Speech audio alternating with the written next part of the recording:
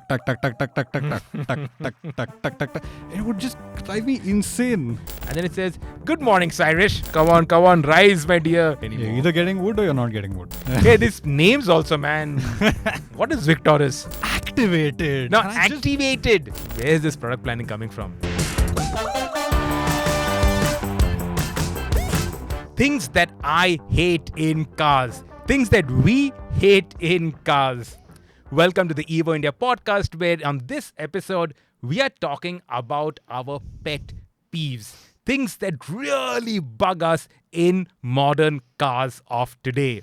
I'm Sirish Chandran, editor at Evo India. And I'm Aatish Mishra, executive editor at Evo India. And yesterday when we were brainstorming this in office, we actually realized we have a lot of pet peeves about cars these days. I think we're being a little too critical. So just to clarify, this is not a rant, but it could possibly turn into a rant. I have a feeling it might just turn Okay, so into we one. should try and control that. Yeah. And let's dive right in because we've got a lot. So the Evo India team has made a full list. In fact, we've got over 40. We'll try and cull it as we go through our list of pet peeves in cars. Yep. And obviously, we start with the number one peeve. And that is the lack of physical controls for the climate control. Not just the climate control, for many, many things. Today, gear selectors are also not physical controls. I can live with most of it. Yeah. I cannot live with no physical controls for climate control.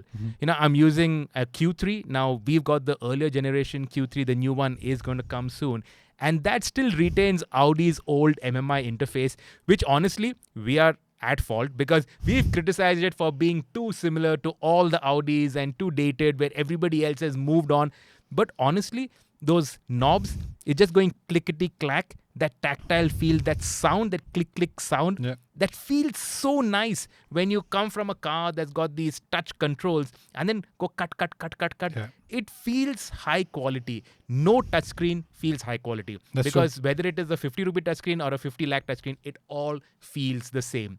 Yeah, so that really robs that physical connection with a car. And that also, that you don't have to take your eyes off the road. You know where it is. You know how many clicks you want to move. And that's it. That's the end of safety, it. Yeah. extremely important. That whole safety aspect of taking your eyes off the road. And the other part is that, okay, temperature controls, now in most cars, that's like a fixed position on the touchscreen. It doesn't disappear. Yeah. But if you want to adjust the blower speed, Yeah. that means you have to go into the main climate menu. And that means pressing one button, pressing second button, then you go into the climate control menu, then you find where is that place to tap to reduce or increase the Yeah. blower speed. And if you need to turn on your defogger, God help you. Yeah, same for the recirc, all of those. Recirc, Yeah. There's no way you can operate that without taking your eyes off the road. So it's Yeah. a safety issue as well as a whole touch and feel issue. And the fact is that now, because manufacturers have heard us, now they're moving back to touch and physical controls. Yeah. But the lead times in the auto industry are so huge that it's going to take its own sweet time before it all starts Correct. coming back. Yeah. And I think this is, we should put the blame firmly and squarely at Tesla's door because they brought these big screens and everything else taken out of the car. Yeah. And people thought, oh, that is so cool and Tesla's doing it and everybody loves Tesla, so we should also do it. Yeah. But that probably works with the Tesla audience Yeah. because it was different from everything else. But not everybody wants to move whole scale towards that, just that big one screen on your dash and everything else completely rid of. Yeah, true. And building from touch screens, I'm also going to throw in touch controls on the steering wheel in there. Yes. Mercedes-Benz is very guilty of this. Yep. Their entire range of modern cars Yep. has touchpads Yep. on the steering wheel. And that's super annoying because sometimes you're just turning and your thumb brushes against the volume control and you're at like 300 decibels in the cabin after that because it just sends the volume skyrocketing. And they got very good sound systems also, Yeah. so it can really make your ears bleed. So- Yeah, and we use Mercs a lot. Yeah, yeah. And we just can't get the hang of accurately using those Yeah. touchpads. They're fidgety, they don't work all the time properly, and the unintentional going on and off is the most annoying thing about them. Now, sticking with steering wheels, should we talk about oddly shaped steering wheels? 100% need to talk about oddly shaped steering wheels. So I don't know who, but yesterday in the office while discussing this, they came up with this term and I think it's like an apt description. Steering wheels shaped like German pretzels. Yeah. There's no shape to it. It's like neither a circle, nor a squircle, Yeah. nor a quadrilateral, or And the Bavarians I are don't know most guilty of this. True. I don't understand what is wrong with a normal circular steering wheel. Okay, a flat bottom steering wheel is nice. It gives you kind of like a sporty vibe. You know what the flat bottom actually is supposed to do? Ingress and egress. It should make your ingress egress easier. Now, which car is so tight where that 3 difference of a flat bottom will actually make a difference in you getting in and out Exactly. of no car? But anyway, flat bottom steering wheels look cool. But from there, then you have a flat top and that becomes a squircle. And then you have... Now today you have Why? yokes. Yep, you have yokes. Now, it's Just keep it simple. It's so ridiculous. Why are you trying to reinvent the wheel, literally? Yeah, it's of no use. It's the answer to a question nobody really asked. Absolutely. Also, having so many controls on the steering wheel can also get, it can really confuse you. Ferrari, everything is on that steering wheel. After a while you get used to where the indicators and the wipers are, but the wipers still you never remember. Luckily, you've got auto wipers, so that's sorted out. But everything here, including having to control CarPlay on the steering wheel, that's just asking too much of any average driver. Maybe a Formula 1 driver who can remember what 50 different controls do on the steering wheel. Yeah. But for an average driver, they're just asking for too much. And then we have another complaint of Which is? not enough screens. I don't think there is anybody who complains of not enough screens. No. I think it's just too many screens. No, if you don't have an instrument cluster, Okay. so like the new VinFast, Yep, okay, yep. you don't have an instrument cluster on them. Oh, you Tesla, don't have a... Yeah. Tesla doesn't, Tesla but doesn't. VinFast also VinFast doesn't have doesn't. The Minis don't. Minis do. No, you only have a head-up. It got a head-up display, yeah. But that's effectively That actually, the mini head-up display, it works really well. Normally, these head-up displays, I switch it off. And that's actually another pet peeve. Yeah. Like Head-up all displays. these cars with head-up display, it's pointless. I all switch it off because it's just too much information. It's something in your line of sight. It just does not work well. The mini one works well. Yeah. I guess it has to work well. Yeah, because it doesn't have Yeah. any screens in front, doesn't have like a digital cluster in Yeah. front. But yeah, apart from that, not having No, but so a my pet peeve with HUDs is the fact that they don't work with polarized glasses. I only wear polarized glasses when I'm driving because it really cuts the glare and makes it a lot easier to drive. With HUDs, you can't see the display anymore. And in something like a VinFast, where you don't have an instrument cluster anymore, if I'm wearing my glares, you have no information in front of you. It actually happened to me. I was on the first drive of those prototypes. I was wearing my glasses and I was driving around. And at the end of it, I gave the engineers feedback. I was like, there's no information in front of me to really tell me, what speed I'm doing and all. It's all on the screen in the center. And they were like, no, there's a head-up display. And I was like, what? And then I took out my glasses and looked at it. And I was like, yeah, sure enough, there's a head-up display. But I didn't even realize. So this is something that I should test out in the new iX3. That's got that edge-to-edge head-up display. Now, let's see if through polarized glasses, you'll actually be able to read what's on that, because that's a critical part of all the information the car's giving That was at my you. first question when I saw it, and one of the other journalists I met said it works. But again, I don't believe them until I see it for myself and try it myself. Okay, so head-up display. What else?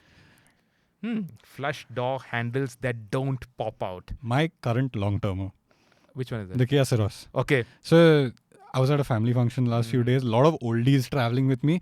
I would sit in the car and be like, get in. And they just couldn't figure out how to get into the car because that thing doesn't pop out. So, of course, you've got to put your hand in, put force on one side, it pops out and you pull it open. None of the oldies could figure it out. And my other problem with it is that from right to left, it's a problem because it's designed for your thumb. But on the left side of the car, it's still your pinky finger that you have to push in to pull it out. So it just doesn't work on one side of the car. So like a lot of cars have that diesel only on the fuel filler flap or petrol only. So maybe you need to put stickers.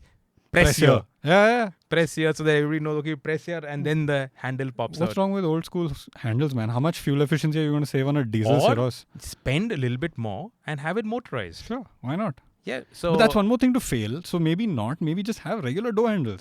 No, if you're doing that, spend a little bit more to make it motorized. Others do not do it. True. Because even door handles that pop out, there are times like Mercedes handles, that's also touch sensitive. And there are times when it doesn't pop out and you keep swiping a hand against it and like, chalo yaar, chalo.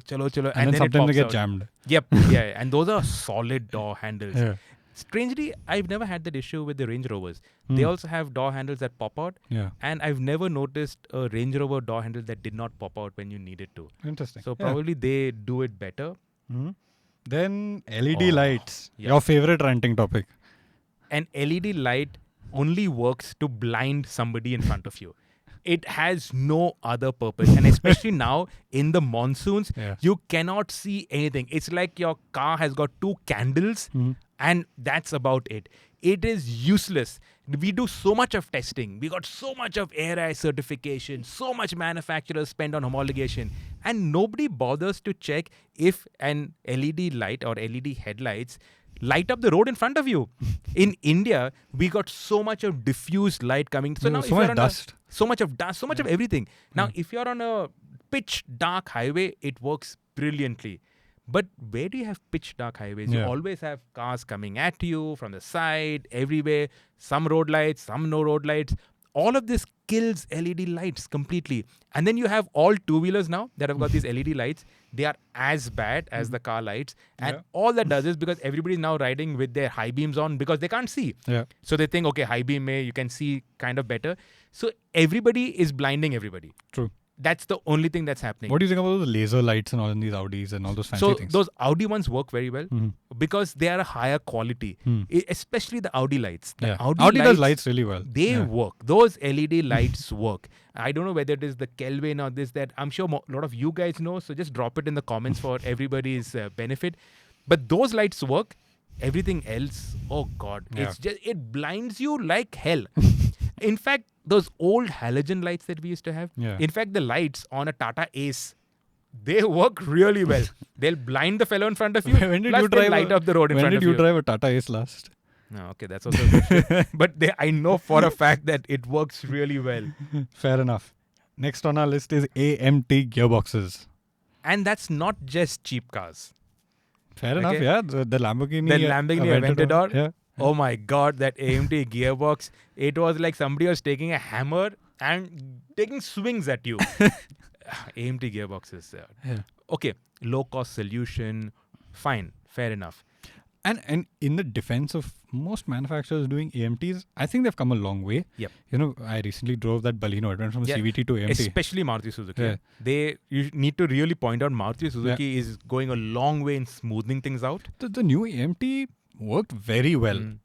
The head toss effect, remember those first AMTs that came out, you'd go knock your head on the steering wheel and come back? That doesn't happen anymore. It's a light gap in torque, but it's not like if you're driving Aram se, which these AMT gearboxes are designed for. Of course, if you try to rip them, then they can't keep up. But if you drive Aram se, they work. And for city driving and all, for 90% of the use cases, they're fine. You know, the first time we actually experienced AMTs were in high-performance cars.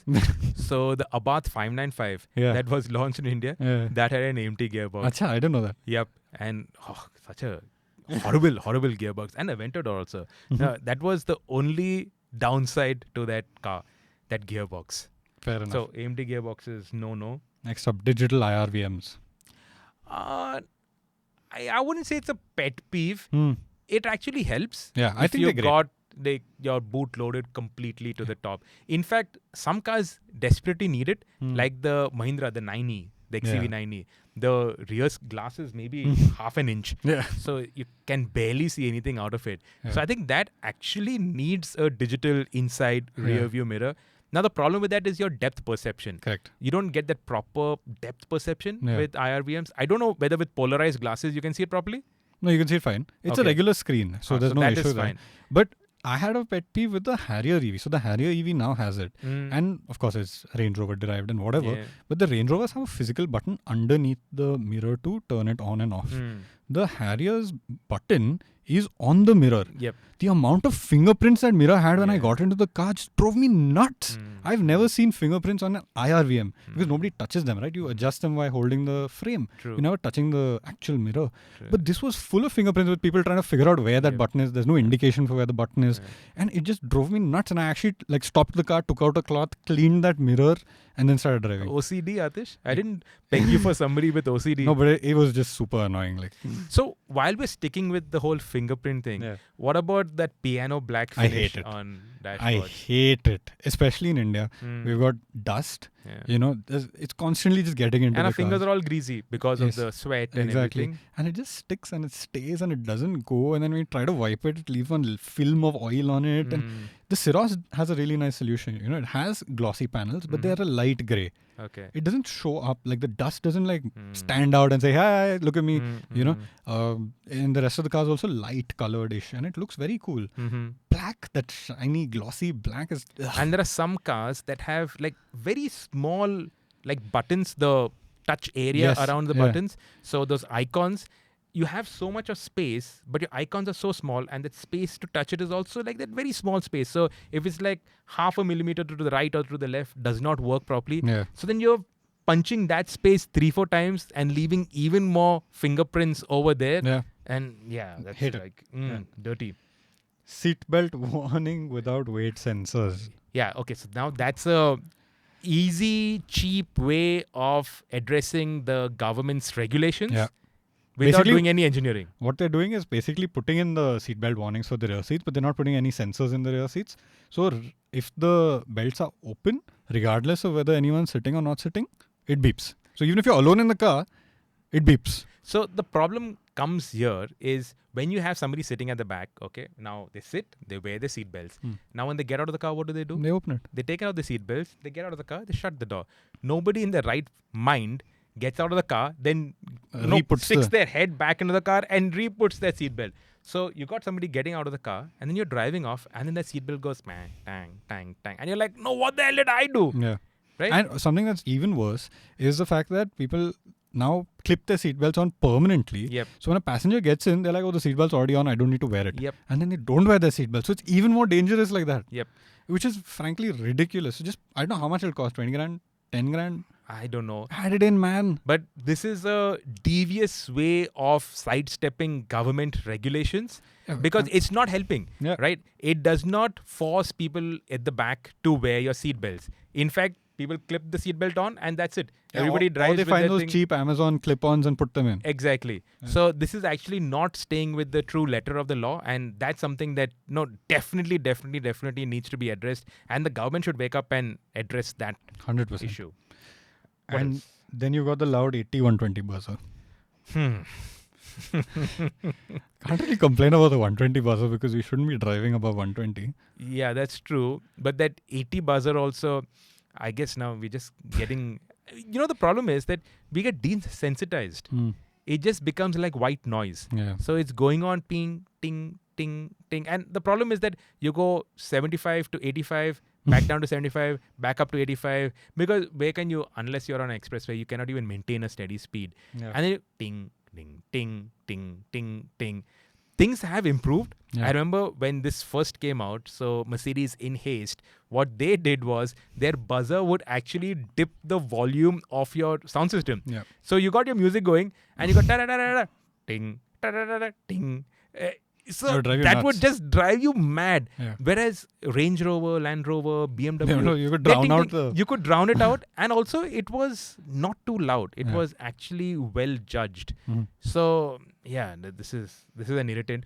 Now in Germany, in Europe, there also you have a speed buzzer warning. Yeah, that's it doesn't true. go tan tan tan. I think you can turn it off also over there. No, you can't switch it off. UK maybe you can turn it off. Maybe in the UK, but in Europe you can't. So that is now a safety mandate. So it'll beep once. So it'll go ting, but it won't go ting, ting, ting, ting, ting. Yeah. Right? And then keeping in that sound design in cars in general, you know, like so many of these Tatas and Mahindras have so many unnecessary commands, warnings, welcomes. You are in a powerful vehicle. This is the Scorpio, right? That was the Scorpio, and now it's there on the electrics also. Okay. And it says this is a high torque vehicle and something, and like putting the fear of God in you. Yeah. That you'll not be able to handle this car. And then you are not worthy of the car. Then there's the Tatas. You put it in, you change the drive mode, sport drive mode, activated. No, activated. It drives me nuts. The Tatas also have a warning that when you turn the engine or the power off, don't forget the key fob. Like, bro, I can't lock my car without the key fob. What are you going to do? But that way, even the Mercs tell you, don't forget your mobile phone. But that's if your phone is connected. No. If your phone is even on the wireless charger, it'll tell you. Okay, maybe. Because now where do you connect your phones? Yeah, but that's a valid thing, right? Like, you can still forget your phone maybe. You can't forget the key. You can't lock the car without the key. Who goes anywhere without their phone? It's like It's also in true, yeah. 3 seconds, if you don't have your phone, you're like, "Arey, mera phone." Yeah. So I don't think anybody loses their phone also anymore, right? And that's true. Yeah. It's like your phone is welded to you. You can't do without your phone. But yeah, good sound design is so important. And I remember when the new Nexon came out, Tata said, "Oh, we worked on the sound," and when the Curve came out, I don't remember, worked on the sound and we've done this and that. But the sound are still so annoying. Like there's so much room for improvement. Yeah. It's just drives me nuts. Those warnings first of all, and the Tata indicators also drive me nuts. I realized this on my Nexon long termer that they're not to a certain beat, like a metronome, right? Tuck, tuck, tuck, tuck. Like that's a standard beat. The Nexon indicators had their own mind. They go tuck, tuck, tuck, tuck, tuck, tuck, tuck, tuck, tuck, tuck, tuck, tuck, tuck, tuck, tuck, tuck, tuck. It would just drive me insane. Well, I didn't peg you for OCD seriously. Maybe cars are triggering your OCD. Eh? I think they are. In the GLE 450 that I'm using right now, so I've set it up to my profile and everything, right? And then you activate that by touching the thumbprint, the fingerprint. And then it says, "Good morning, Sirish." And I'm like, Should just have... That doesn't bug me, but actually that doesn't bug me. Okay. They're saying your name and all. So it's like a warm welcome. But all this should be able to turn. Like Tata's, thankfully, you can turn off a lot of this. But it should just not be there in the first place. It's just so irritating. Okay. What else? Electronic parking brake. Okay. So this electronic parking brake, it's only a hassle when every time you park and then it activates on its own and then you have to deactivate it. Otherwise, I have no problem with it. I have another problem with it. It's that when we're shooting cars, we're constantly repositioning them. And these EPBs don't release unless two clauses are met. Door is fully shut and seatbelt is on. Seatbelt is on? Yeah. Oh, really? Yeah. So the Tatas also, okay, unless you clip your seatbelt in, the EPB doesn't release on its own. You can manually release it, but the auto release doesn't happen unless door is shut and seatbelt is on. So sometimes we're just trying to do like reposition the car a little bit. You sit in the car, shut the door, try to put it into drive and it won't move. Then you got to physically, Oh, so that's why, because that always irritated me. So right? It always irritates me that every time you have to get going, you have to release the parking brake. So it's the seat belt. It's the seat belt. And then it auto releases. Okay. Yeah. You learn something new every day. Yeah, but it's still annoying because you just sometimes want to quickly move it and get out of the car, but you can't. Then what about rotary gear knobs? Hate them. And this goes back to Land Rovers. Yeah. So in a Land Rover, it would arise out of the... it would arise out of the that center was a console. cool touch, I feel. But you want to get going and you're waiting for, "Alright, chalo, come on, rise, my dear." And then you'll turn it. But that one, once it rose, it would activate properly. Yeah. There's like the Tatas. Those, it just doesn't activate properly. Yeah. And especially when you go from drive to reverse, that's when you really are, like when you're making a 3-pointed turn and you want to make a quick 3-point turn, and then you're going from drive to reverse, but it hasn't gone into reverse, and you do it again, and then you're panicking because you're in the middle of the road and you're doing a 3-pointed turn and you can see a truck coming at you and like, come on. And I come back to my sound design feedback over here, whether it accepts the input or doesn't accept the input, the sound alert is the same. So you actually don't know if it's shifted or not. It'll make the same noise whether it's not gone into reverse or whether it's gone into reverse. And I feel these things are a safety issue. Yeah. Just keep a normal gear knob. And also, these are not things that you need to look down and see if it's activated. Yeah. These are things that should happen, like you move your hand and you should know intuitively that this has happened. That's why, like today, the VWs and all, they have these little tiny buttons which you push up for reverse and pull down for drive. There's no There's no way you can mix it up. You're never going to put into drive when you want to go into reverse or anything like that. Under-tyred vehicles. This is the factor of you're not spending enough on your car. Don't be a cheapo. Buy the ZXI Plus versions and not the LXI. And then you won't have under-tyred cars. And also, this is an easy fix in the aftermarket. Yeah, true. So this is not a pet peeve. This is a Satya Sundar. Yeah, abhi dikhne wala hai aise na. Fake trim or different kinds of trim. So maybe fake carbon trim, fake wood trim. Which was the last car you saw fake wood? I think that era is dead. Yeah, probably. Yeah, nobody uses fake wood anymore. You're either getting wood or you're not getting wood. Yeah, you're not even getting wood anymore. No? Wood veneer, what the Rolls Royces and all, what they get. Yeah, that's like now like super luxury. Otherwise, in luxury also you don't get any. Yeah. You get maybe a few wood veneers, but Your I think GLE has wood. yeah, that's what I'm saying. A few wood veneers, but otherwise nobody really uses wood also, which I think is good because I think wood is a little too old school. In fact, Rolls-Royce, they have a veneer which is actually stone sourced from India. Yeah, From that's so Jaipur. cool. Yeah, so it's like I think 8 microns thin layer of stone that they put on that block, and you got a stone veneer, which I think is cool, and plus it has got some sort of a India connection. Yeah, very cool. Then you got no driver's seat height adjust. Problem? Again, it's you're cost cheaping. factor, no? Yeah, you're buying the LXI, not the ZXI Plus. Or you're buying a cheap car and you can't But afford there's one thing: there are a lot of cars that have driver's seat adjust, but no passenger seat adjust. height adjust. Height adjust. Yeah. Okay. So the passenger seat is at that fixed level. The driver's seat you can take it lower. And a lot of times, like I'm looking at my wife sitting next to me, I'm like, why are you sitting so high up? And it's like they're towering over you and they're looking down upon you. Yeah. Whereas you're sitting nice and low how you'd like to sit. And that's kind of odd. Yeah. So if you're having height adjust, you should have it for both the driver as well as the passenger. Agreed. Sunroof. See, the best thing to do is to have a fixed glass roof. You know, with a shade. With a shade. Okay, the shade is extremely important. So the shade I'm talking about is like a curtain, which actually is a thick curtain and not that say thin no curtain. I'd say full like cardboard. Cardboard, how is it going to roll? Yeah, that's true. Yeah, so you need a thick cloth. That is cloth only. It's like a thick finish. But you can't have that thin, like a thin curtain, what the Grand Vitara has. I think they fixed it. I think they fixed it. What they had in the past, now the Victoris.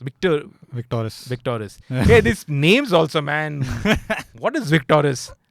But anyway, the Victoris has got a proper thing, so that's okay. Yeah. There are a lot of cars, like when we did that Taycan Golden Quadrilateral Drive, a lot of those Taycans weren't optioned with the optional opacity for the glass roof. Yeah. And then you had that sun beating down on your head. And I really feel it, man. Even I felt it. Like at times I was wearing a cap, a topi inside the car because it was too hot. You know, so the Volvo EX30 has it. The VinFast have it. But the VinFast actually offer you a fit-in shade. Yeah, but that's strange. No, that's like how Mercedes on the EQS, was it? Yeah, the EQS. So the EQS does not have blinds for the side windows, and they had those things that you stick onto it, like what you get at the roadside signal, just so that people would not complain about it. Because we had ranted about it on the 5 Series, which was just like a month before that. So the Merc guys say like, okay, these guys are going to go after it, so they put those little which was sticky worse, things. I think. Yeah. So sunroof, just keep it shut. Have a fixed glass roof. It and solves please, everybody's for issues. India, give us a curtain. And give us a curtain, proper a proper curtain. Yeah. Small illegible text and graphics in the gauge cluster. Yeah, again, that's if you have so much of real estate, use it properly, design it properly, have nice, big, legible instrumentation. Legible digits, clear needles. What is the problem? Why do you have to have so much of information at the expense of not being able to absorb half of it? And another pet peeve I have is when these clusters don't actually have round dials in them. They'll have some, straight lines or angular lines or some shit. Also, the Hyundai and Kias, the tachometer, it's a digital and it's like 0.5, 0.7 into 100. Yeah. And those displays also, they look like old Casio calculator fonts. Yeah. So that's they need addressing quick. Yeah. You can design whatever you want. But that is the cheaper version of the screen. Those ones, yeah. But I'm saying, if you're doing screens, do proper screens. Exactly. Or otherwise, leave nice needles. In fact, now, if you have a new car with a proper analog tacho, I'm telling you, everybody will be raving about it. They'll be like, oh, this is so cool. And sometimes it's better to buy the -1 from the top end because it doesn't have the instrument cluster, the digital instrument cluster. It has nice dials. Kushak. I used to have a Kushak long-termer top end. It had that silly screen, which I never liked. My dad's car, which he's bought in Goa, is the mid-level variant. So it has dials and it's so much nicer. It's so much nicer to use. Yeah. Maybe customers should be given the option on the top-end version to select a digital cluster or an analog cluster. But what will that do for production? Imagine the... Yeah, but well, if you look at now the variants, I was looking at the Tata variant list. My God, the number of variants that they have.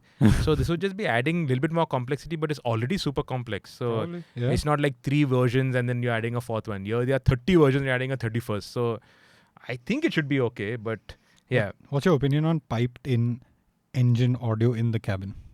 I have no problem with it. You know, even I don't. One of the boys in office suggested this. Yeah. I don't mind it. I have no problem because you just get used to it. And in a lot of performance cars, it is amplifying the already existing induction or exhaust noises. So that's fine. With EVs, it is obviously playing a tune. So it's got a Hans Zimmer tune or an ARVM tune, which you can switch off. Yeah. So that's fine. But so, in the ICE cars, I don't mind it. I think they've... I have no today, problem. at where they are today, they sound pretty good. Yeah, like the M5. That was I think one of the first cars we experienced with these piped-in sounds. I have no problem. And also it varies. So from comfort to Sport Plus, the decibel levels rise. And you're not annoying people around you, but you're having fun in the car. Yeah, so what's wrong with that? That's cool. But what I have a problem with are fake exhaust tips. Yeah, fake exhaust tips are a big problem. That that really gets my OCD going. Like, why have that? There is no reason to have that. A lot of exhausts point downwards. Don't have an exhaust outlet, a tip on your bumper. Yeah. There's no need for it. Don't do it. Just do not do it. So, fake exhaust, clear no. Aatish, auto engine start-stop. I don't mind it. This is a past problem. Okay, to be fair. Now with the ISGs, your car starts up like in an instant. In a fraction of a second, your car starts up. I remember the old Mahindras, they used to be so slow. You dip the clutch in, and if you put it into first before the engine cranks, it would not turn on. And your muscle memory, right? It's dip the clutch and put it into first quickly. And if you did that, it just wouldn't start. So many times I've been at a signal, dip clutch, put it into first, and nothing's happening. Then you're like, oh shit, put it out, release clutch, pull clutch in again. Then it starts. Yeah. So that's basically the time that the car takes to start up at a signal. But now with the ISGs, sorted. But again, ISGs are only on the really expensive cars like Mercs and BMWs. In time, it will filter down. For now, Maruti is the 48, not the 48 volt, but they have 12 volt hybrids or whatever. But that doesn't crank up as quickly. Yeah, that's true. Yeah. Terrain, ADAS. What are you going to go for? ADAS. ADAS is okay. So the problem with ADAS, a lot of the ADAS systems, it cuts in too aggressively and also unnecessarily. Yeah. Now, but that's specific to India. Yep. Obviously. Yeah. Now you can switch that off. Okay. But there are a lot of cars where once you switch it off, every time you start it up again, it turns back on. It defaults to on. And that is a problem. Yeah. So there should be a proper button on the dash somewhere, clearly labeled ADAS. Long press it, ADAS off. The Porsches have it. So just long press it, ADAS off. And then there should be an indication somewhere on the cluster which lights up to say ADAS is off. Correct. So you know that the ADAS is off. Yeah. Finished. Now when you hit the highway, you switch it back on, you got your ADAS, so you got like that factor of safety just in case a cow runs across or something like that. Yeah. You know, that's how it should be done. Have a proper physical button that you press, you long press, it stays off. And the same with ESP. Yeah. You know, if you want to have fun, you want to switch off ESP, let the customer do what they would like, right? Yeah. I have spent 20 lakh rupees to buy a car. Why should I not be given the option of switching off ADAS completely? ESP. Yeah. Why can't I switch off ESP completely? Long press it, ESP completely off. I'm on my own. You have a big warning saying that I am not responsible if you crash the car, and have another button to press that to acknowledge it. And then let the owner do what they would like, right? They paid the full money for it. Yeah. Use the full car. Yeah, like drift mode on the Harrier EV. Now, that for the life of me, I cannot get why have the drift mode. Nobody asked for it. Yeah. Okay? Nobody asked for a drift mode. When I heard that the Harrier EV has a drift mode, I was like, wow. Tata's given us something that we never even asked for. Yeah, and it's cool. And then when you go hit that drift mode and all you're doing is understeering, what's the point? It's just self-defeating. Just don't have it, right? Correct, yeah. Like with the B6, okay, you can, at I think below 40 kilometers per hour, you can get the tail out. After that, it cuts back in. But then also have a mode where the driver is fully responsible.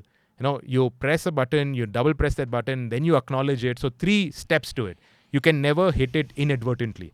Like if a kid is playing with it, you can never hit it inadvertently. And then let the customer have fun, right? Yeah, absolutely. That's the car that he's bought. Now, if he wants to do whatever he wants to do with it, give them the option, right? Yeah. Porsche lets you switch off ESP, BMW lets you switch off ESP. So why not? Yeah. Even Mercedes does not let you switch off ESP completely. Only thing is now with their long wheelbase E-Class, when you switch off, but when you switch off ESP, when it goes sideways so fatakse that even the ESP has time catching up. Yeah. So it is left to you to, oh God.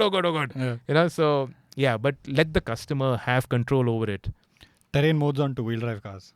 Why? I hate them. Why? Yeah. I've never used them in my life. Who? Not if you know of somebody who's got a car, front-wheel drive car, and it's all these mid-size SUVs that Hyundais have and it. Kias are the most guilty. Yeah.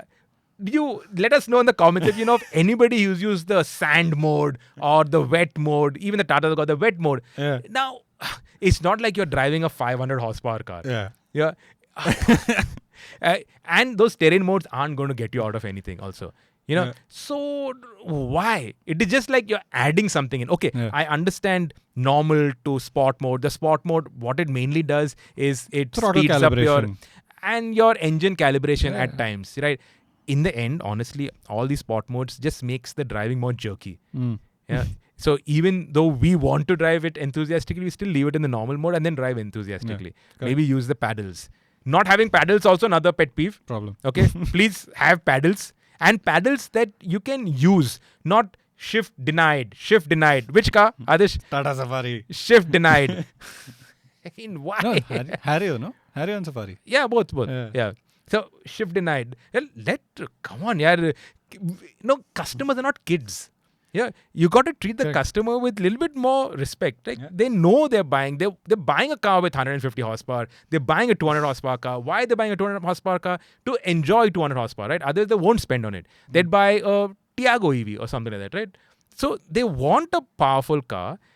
Give them the freedom to use Let the them powerful. downshift. Yeah, let them switch off ESP. Let them use the car to their fullest, and don't terrain mode on a front wheel drive car. It's fully faltu.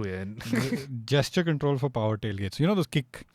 It never works, man. Never works. It never works. But you told me something about the new Q3, right? Yeah, not the new Q3s. All of the new Audis. Okay. They're so good with their lights, right? So they've got a little projection now underneath the tailgate. So like a puddle lamp almost, but it'll project an arrow and it shows you exactly where to kick to Perfect. open the tailgate. So you're never confused. Perfect. So that actually really works. Yeah. But otherwise, all this kick under thing, I've never got it right. It's always kick. By the time you just put your bags down, you open the thing on your own. But that said, anything above, I think 15 lakhs now, should have a power tailgate. 100%. Not having a power tailgate, like the new Tiguan, for instance, doesn't have a power tailgate. Like no, where is this product planning coming from? Electric release for the charging port door in the EVs. I I don't mind an electric release if the button is outside.